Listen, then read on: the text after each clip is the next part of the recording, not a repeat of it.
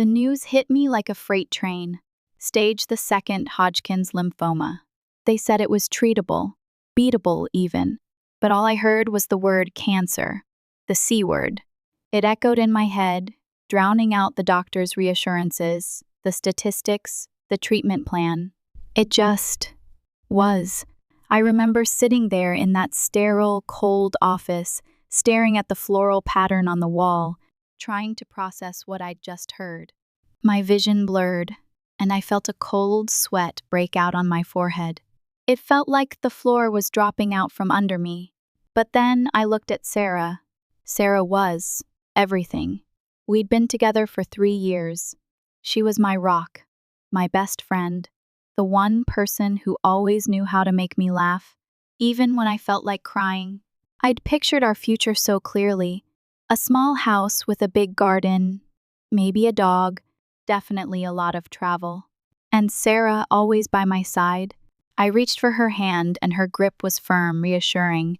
Her eyes, usually sparkling with laughter, were filled with a quiet determination. "We'll get through this, Ben," she said, her voice unwavering. "We'll fight this together." That was all I needed. I wasn't alone. I had Sarah. The first few weeks were a blur of appointments, scans, and consultations. Sarah was a superhero. She researched everything, asked all the right questions, and kept me organized when my brain felt like scrambled eggs. She came to every appointment, held my hand during the biopsies, and even managed to crack a joke or two to lighten the mood. Chemo started soon after. The first session wasn't too bad. A little nausea, a little fatigue. But each session after seemed to strip away another layer of me. I was constantly exhausted, nauseous, and the metallic taste in my mouth was relentless. My hair started falling out in clumps. I looked in the mirror and barely recognized myself. Sarah was incredible. She cooked bland, tasteless meals that I could somehow manage to keep down. She rubbed my back when I was sick. She held me when I cried, which was happening a lot more often than I'd like to admit. She even shaved her head in solidarity when my hair was almost gone. I felt so incredibly lucky to have her. I told her, every chance I got. "I don't know what I'd do without you," I'd say, my voice thick with emotion. And she'd just smile, squeeze my hand and say, "We're in this together, remember?" I started thinking about the future, about life after cancer. I imagined celebrating my remission with a huge party, surrounded by friends and family. I pictured Sarah and I finally taking that trip to Italy we'd always talked about, maybe even getting engaged under the Tuscan sun. I promised myself that if I beat this, I would spend the rest of my life making Sarah happy. I'd dedicate myself to her happiness, to showing her every single day how much she meant to me. Those thoughts, those visions of a future with Sarah, kept me going. They were a beacon of hope in the darkness. But then, things started to change. It was subtle at first. A slight shift in her behavior, a barely perceptible distance in her eyes. I chalked it up to stress. She was under a lot of pressure, after all. Taking care of me was a huge burden, and I knew she was probably exhausted. She started spending more time with her friends. Girls' nights out, weekend trips to the beach. I didn't mind at first. I wanted her to have a life outside of being my caregiver. I encouraged her to go out, to have fun. I didn't want her life revolving only around my sickness. But then, the girls' nights became more frequent. The weekend trips extended. Our conversations became shorter, less intimate. She stopped asking about my appointments, about how I was feeling. I started to worry. I tried to talk to her about it, but she'd just brush it off. "I'm fine, Ben," she'd say, her voice clipped. "I just need a little space." Space. That word echoed in my head, just like the word cancer had done months before. Space! Was she pulling away? Was she getting tired of me? Of us? She started missing appointments, saying she had work or that she wasn't feeling well. I tried to understand, to be supportive, but deep down I felt a gnawing fear. One night, after a particularly grueling chemo session, I was lying in bed, feeling weak and nauseous. Sarah came into the room, but instead of the comforting hug I was expecting, she stood there, her arms crossed, her face drawn. "Ben," she said, her voice flat. "We need to talk." My heart sank. I knew what was coming. "I can't do this anymore," she said, her eyes avoiding mine. "I'm not strong enough to watch you go through this." The words hit me like a physical blow. I felt like I couldn't breathe. "What?" I managed to choke out. "What are you saying?" "I'm saying I need to leave," she said, her voice trembling. "I can't watch you suffer anymore. It's too much for me." I stared at her, dumbfounded. After everything we'd been through, after all the promises we'd made, she was just leaving?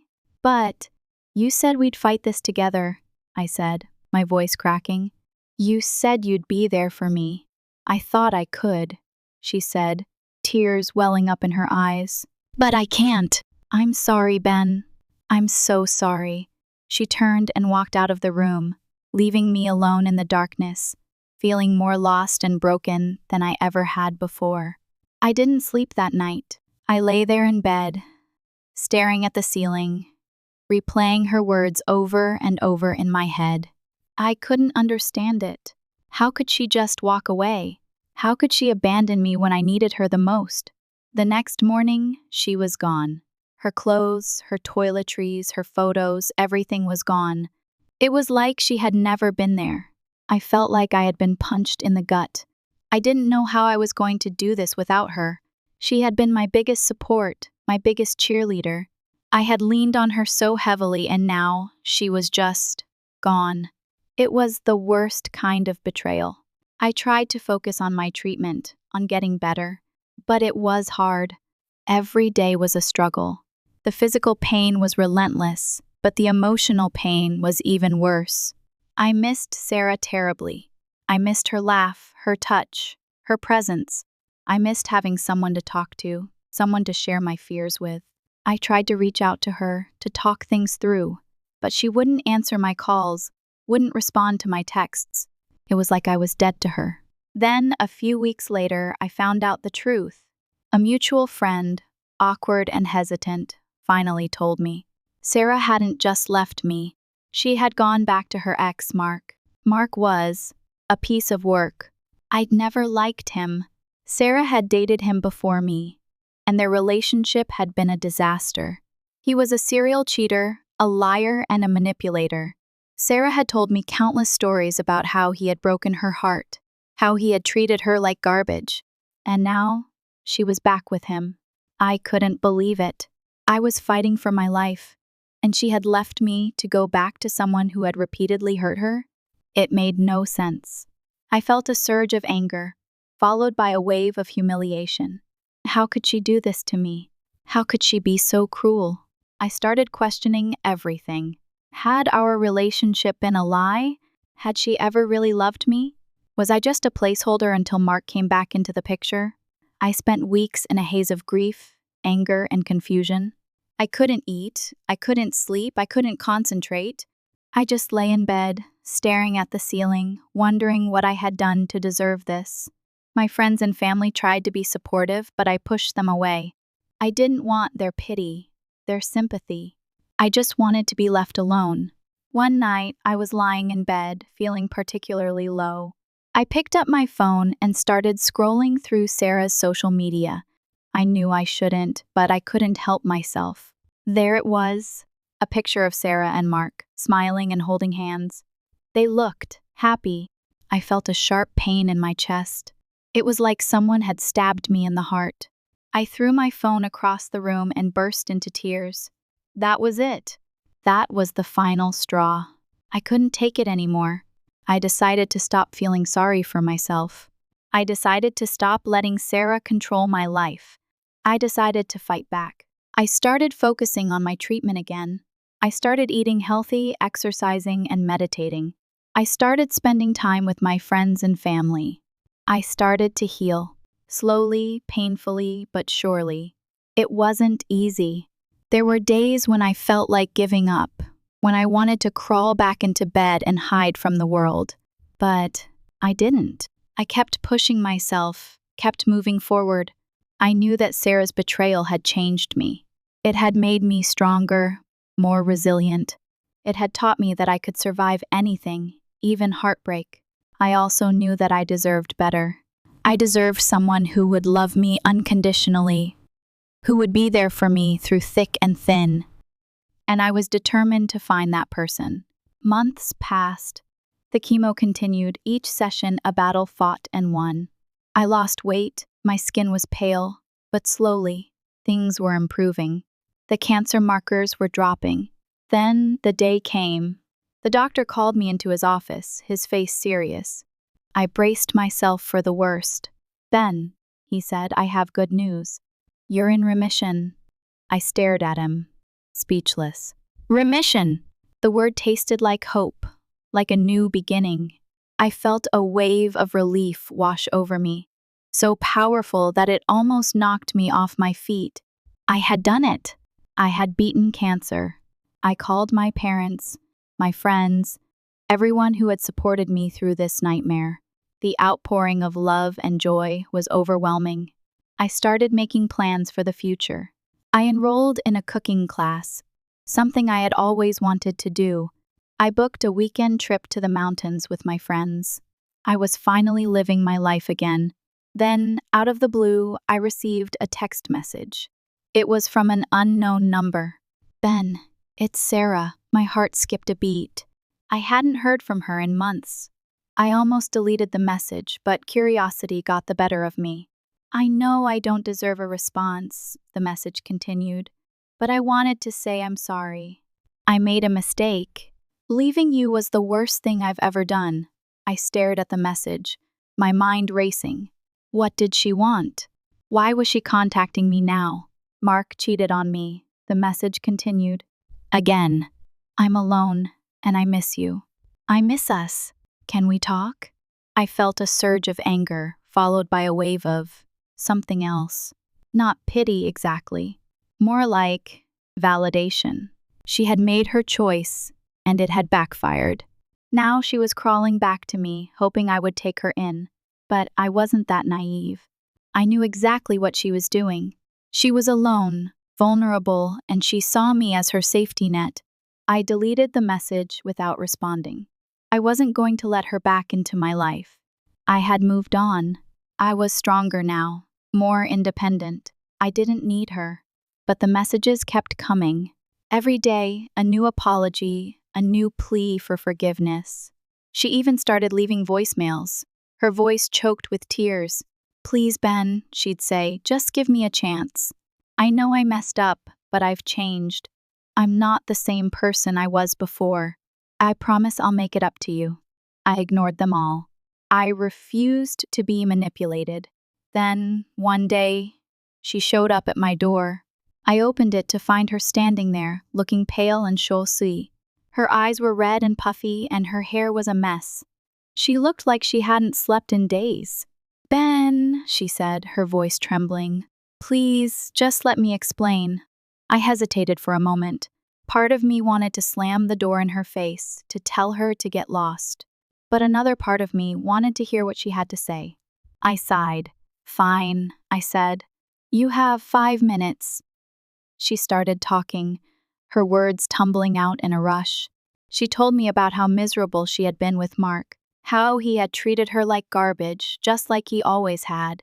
"I thought he had changed," she said, her voice cracking, "but he hadn't. He was still the same selfish, cheating bastard he always was." She told me how much she regretted leaving me, how she had realized that I was the one who truly loved her, the one who would always be there for her. "I was so stupid," she said, tears streaming down her face.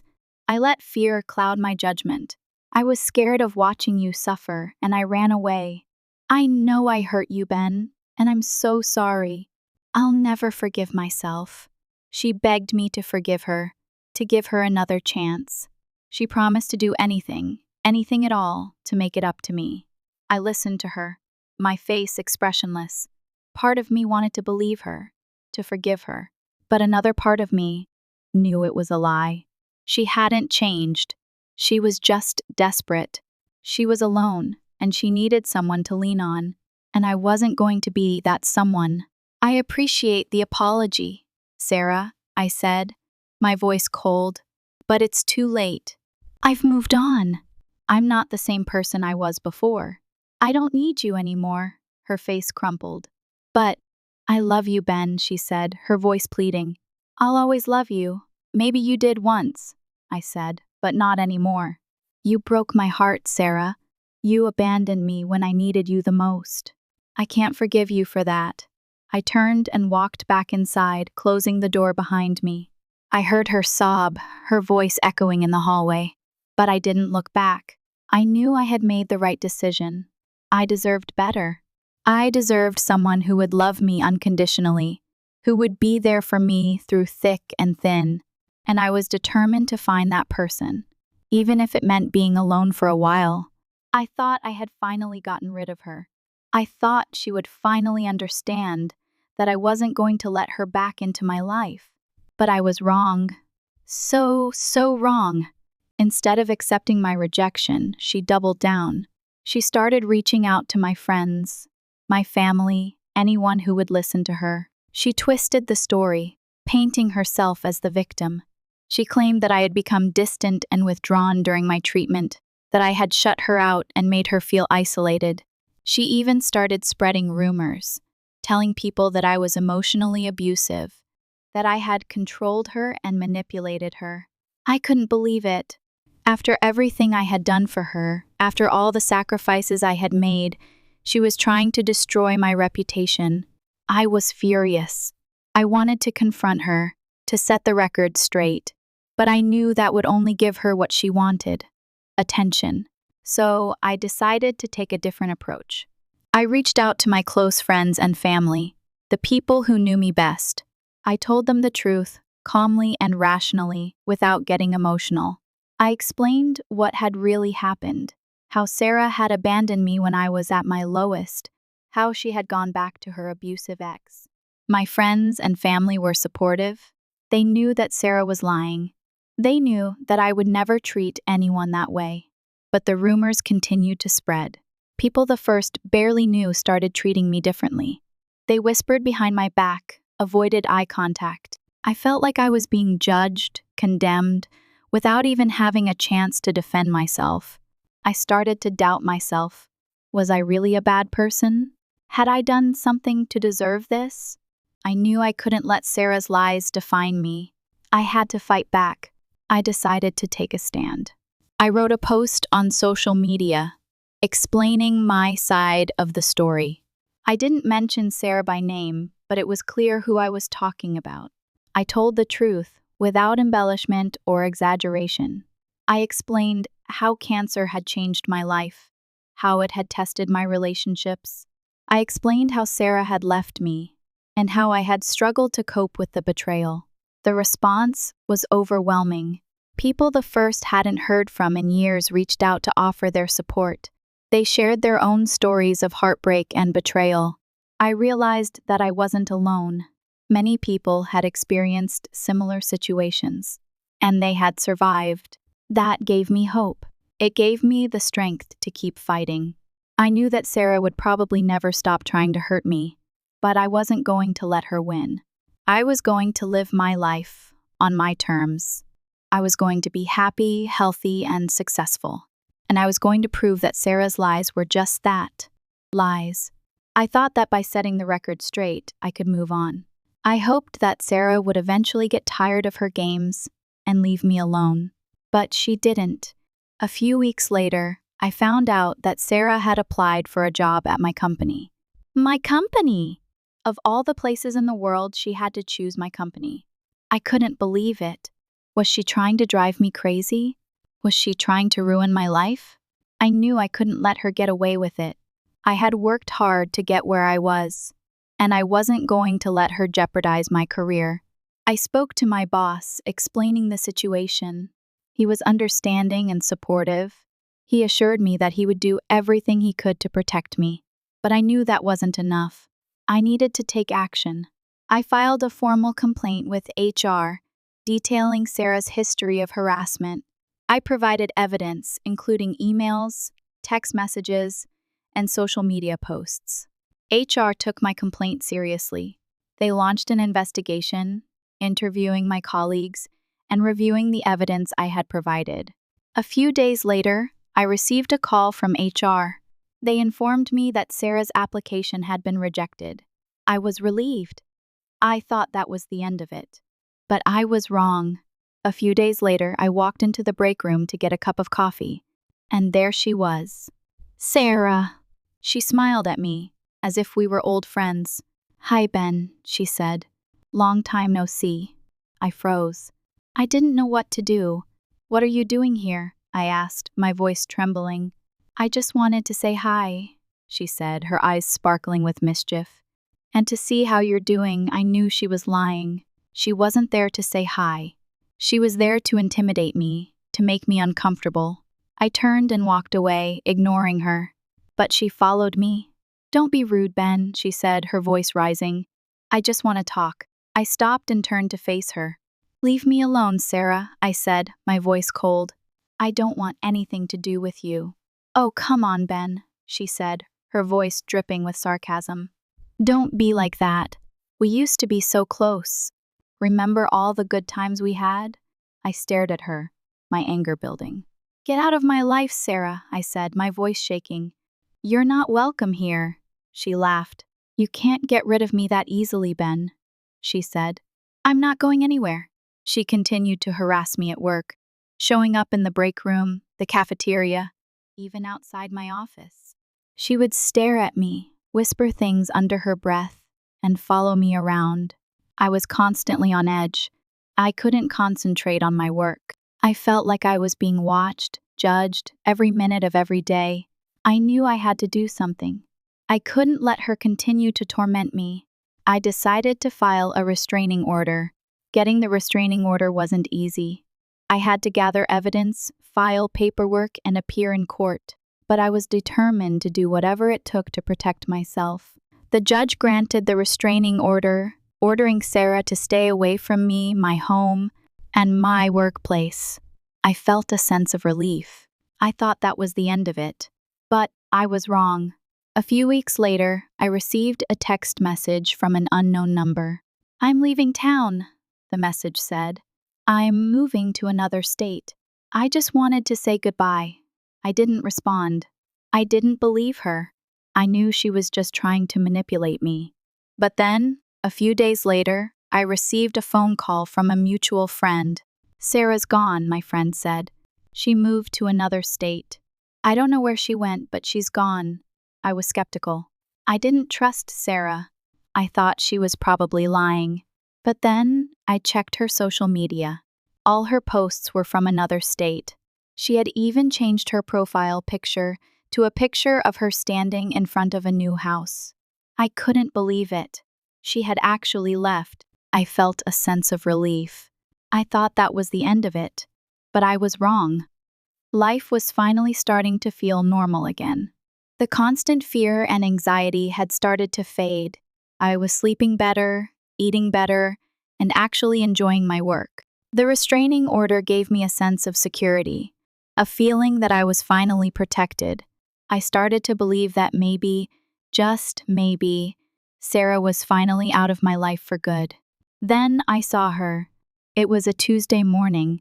I had decided to bike to work, a new habit I'd picked up to get some exercise and clear my head. I was locking up my bike outside the office building when I saw her, leaning against it. My blood ran cold. She looked different, thinner, more intense. Her eyes were fixated on me, and a chilling smile played on her lips. "Surprise!" she said, her voice eerily calm. I panicked. My mind raced, trying to figure out what to do. I reached for my phone, my hands shaking. "Don't bother," she said, noticing my movement. "I just wanted to talk. We have so much to catch up on." I tried to stay calm, to assess the situation. "You're violating the restraining order," I said, my voice barely a whisper. "You need to leave." She laughed, a high-pitched, unsettling sound. "The restraining order doesn't matter," she said. "We're meant to be together, Ben."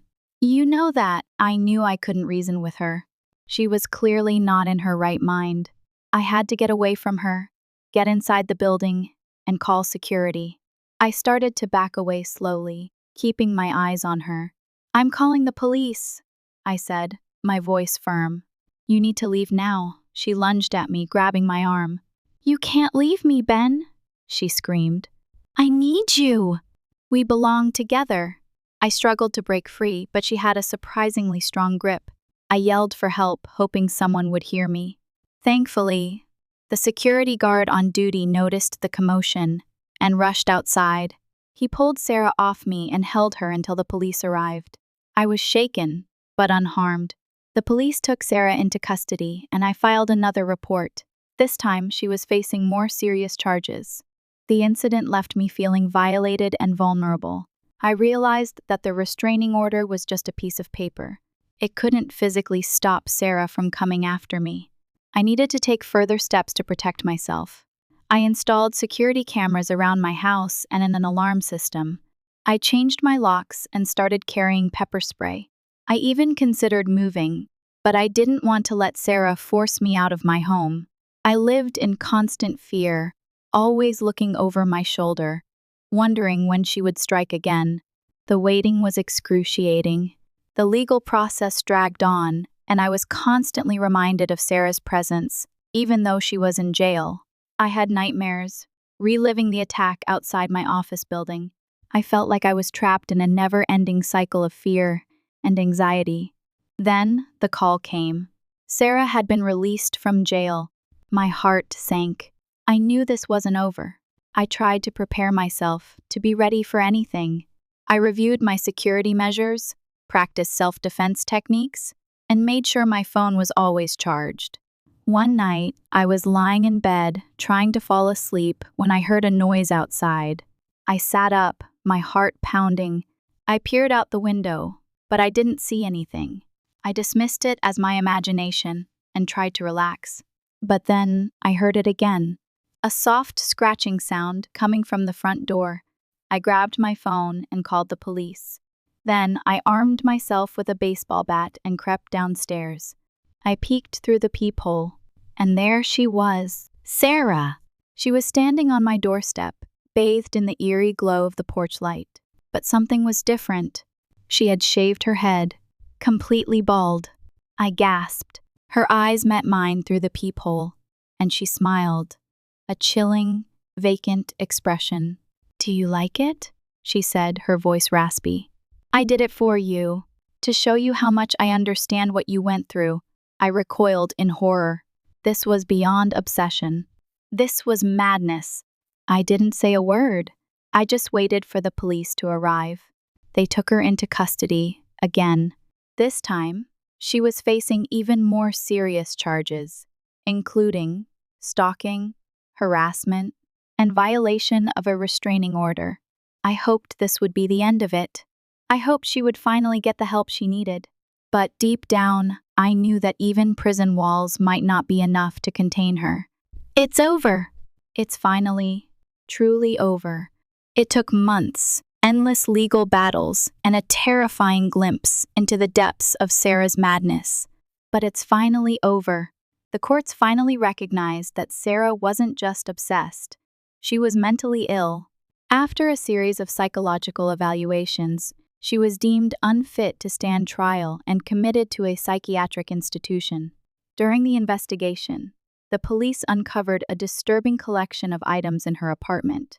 Photos of me with my eyes scratched out, newspaper clippings about my cancer treatment, and a journal filled with delusional fantasies about our future together. They even found evidence of what appeared to be some kind of ritualistic practice, involving my hair and fingernail clippings. It was chilling.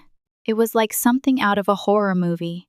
I learned that Sarah had a history of mental illness, which had been exacerbated by her breakup with Mark and her feelings of guilt and remorse over leaving me during my cancer treatment. It was a complex and tragic situation, but ultimately it wasn't my responsibility to fix her. I had to protect myself, to safeguard my mental and physical well-being. Sarah will likely spend years in the institution, receiving treatment and medication. Even if she is eventually released, she will be under strict supervision and will be barred from contacting me. I'm still processing everything that happened. I still have nightmares, flashbacks, and moments of intense fear.